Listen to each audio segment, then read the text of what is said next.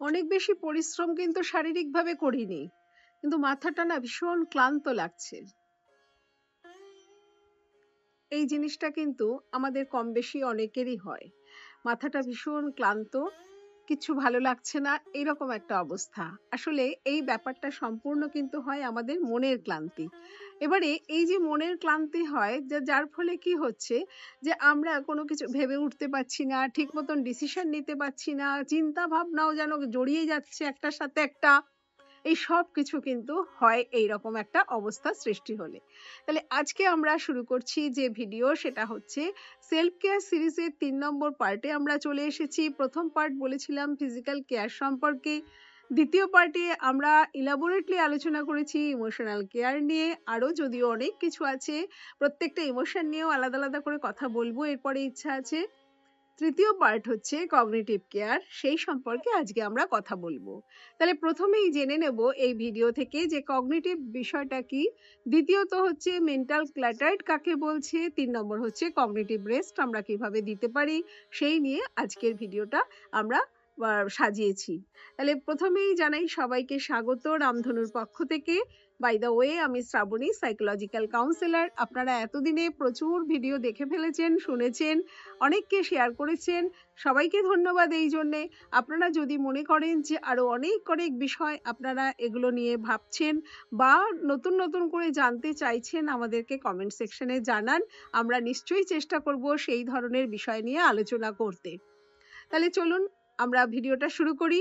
আজকের যে ভিডিও, প্রথমে হচ্ছে কগনিটিভ বিষয়টা কি। আমরা ইমোশন নিয়ে কথা বলেছি, জেনেছি, ফিজিক্যাল কেয়ারও জেনেছি।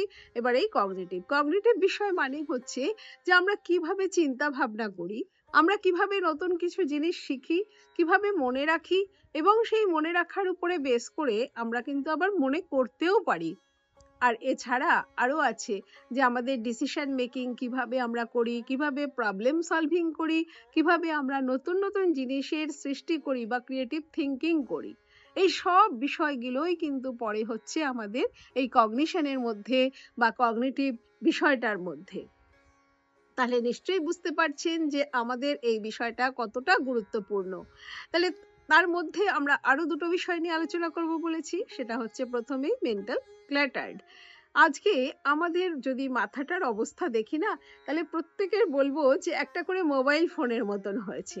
প্রায় 50 থেকে 100টা অ্যাপ খোলা রয়েছে এবং সেই অ্যাপগুলোতে ক্রমাগত নোটিফিকেশন আসতেই থাকছে, কিছুতেই বন্ধ হচ্ছে না। তাহলে কি হচ্ছে, ও তো সব সময় ব্যস্ত হয়ে রয়েছে, যার ফলে কি হচ্ছে আমাদের একটা ওভার থিঙ্কিং টেন্ডেন্সি আসছে, একটা ইরিটেশন আসছে, প্রচন্ড টায়ার্ড লাগছে, খুব বিজিও লাগছে একই সাথে। কারণ এত বেশি ইনফরমেশন আসছে, আমাদের মাথা সব সময় যদি আমরা দেখি, লক্ষ্য করি, দেখা যাবে অতীত, ভবিষ্যৎ, ফিয়ার, ভয়, প্লাস ব্যস্ততা, প্লাস রয়েছে গিল্ট, সমস্ত কিছুকে একসাথে যেন ক্যারি করে বেড়াচ্ছে। হয়তো সমস্ত জিনিস কিন্তু আমার কাছে গুরুত্বপূর্ণ নয়, কিন্তু কোনোটাকেই ফেলে দিতে পারছি না, যার ফলে এই অবস্থার মধ্যে আমরা সমানে থাকছি। ফলস্বরূপ কি হচ্ছে, আমাদের ক্লান্ত লাগছে, বোঝা লাগছে, ঠিক মতন ডিসিশন নিতে পারছি না, নিজের কাজে ফোকাস করতে পারছি না, জীবনটা যেন অতিষ্ঠ হয়ে যাচ্ছে। এবং এটা কিন্তু ছোট থেকে বড় বুড়ো প্রত্যেকটা মানুষের জীবনে ঘটছে। এমন না যে স্পেসিফিক কোনো বিষয়ে কোনো বয়সের কথা বলবো, আমরা কিন্তু সব বয়সেই এই ধরনের সিমটমস গুলো কিন্তু পাচ্ছি বা দেখছি, মানুষজন কিন্তু অসুবিধায় পড়ছি।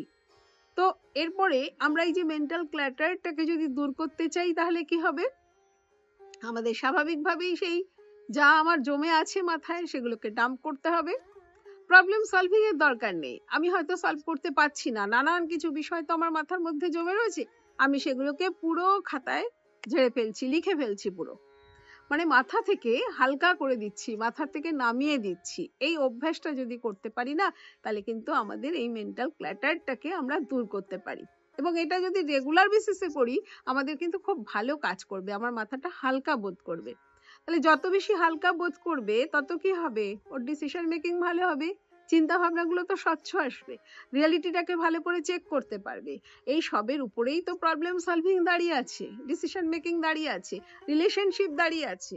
তাহলে আমি যদি নিজে ওইরকম ভাবে ওভারওয়েলমড হয়ে থাকি, তাহলে আমি পারবো না কোনোভাবেই সেইটাকে কাজ করাতে। আমরা প্রথমে তাহলে ওটাকে সরিয়ে দেওয়ার চেষ্টা করব। তাহলে এর পরের বিষয়ে আসি, কগনিটিভ রেস্ট কিভাবে আমরা সেটা করতে পারি। আমরা মনে করি কি অনেক সময় যে শুয়ে আছি, শুয়ে ফোনটাকে নিয়ে তো স্ক্রোল করছি, আমার তো রেস্টেই আছি। বন্ধুরা, আমার বডিটা কিন্তু রেস্ট পাচ্ছে, আমার মাইন্ড কিন্তু রেস্ট পাচ্ছে না। কন্টিনিউয়াস যখন স্ক্রোল করছি না, অনেক বেশি বেশি স্টিমুলাস আমার ব্রেনে ঢুকছে। স্টিমুলাস মানে কি, যেটাতে আমরা উদ্দীপকের কাজ করে আমরা উত্তেজনায় সাড়া দিই। তাহলে এই যে বিভিন্ন ধরনের একটার পর একটা একটার পর একটা স্ক্রোলিং করলে পরে যা যা আসে, আমার ব্রেন কিন্তু অনেক বেশি বেশি করে স্টিমুলাস পাচ্ছে, তাহলে ও কিন্তু সেখানে রেস্ট পাচ্ছে না, একেবারেই রেস্ট হচ্ছে না। তাহলে আমাদের যত স্টিমুলাস কম হবে তত কিন্তু আমার ব্রেন রেস্ট পাবে, রেস্টিং পজিশনে যেতে পারবে।